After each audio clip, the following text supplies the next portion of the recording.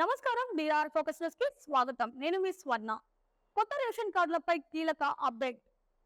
కొత్త రేషన్ కార్డుల కోసం ఎదురు చూసే వారికి కీలక అప్డేట్ వచ్చింది.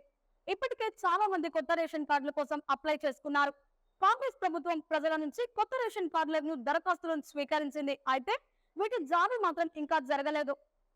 ఈ క్రమంలో ఇప్పుడు కొత్త రేషన్ కార్డులకు సంబంధించి కొత్త అంశం వెలుగులోనికి వచ్చింది. కొత్త రేషన్ కార్డులు ఎప్పటి నుంచి జారీ కావచ్చో తెలుస్తోంది. అందువల్ల మనం ఇప్పుడు కొత్త రేషన్ కార్డులు ఎప్పటి నుంచి రావచ్చో ఒక్కసారి తెలుసుకుందాం. ప్రభుత్వ పథకాలకు రేషన్ కార్డు తప్పనిసరి కావడంతో చాలా మంది రేషన్ కార్డుల కోసం దరఖాస్తులు చేసుకుంటున్నారు. ఉచిత కరెంటు, 500కే గ్యాస్ సిలిండర్లు వంటి పథకాలకు రేషన్ కార్డు ఉండాల్సిందే. దీనివల్ల చాలా మంది అర్హత కోల్పోతున్నారు.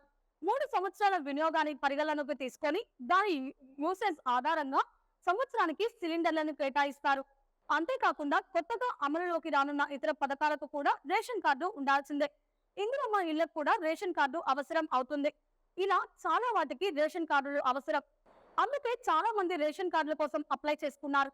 తెలంగాణలో ఒక్కో జిల్లాలో ఇప్పటికీ 55,000 రేషన్ కార్డులు దరఖాస్తులు పెండింగ్ లో ఉన్నాయి.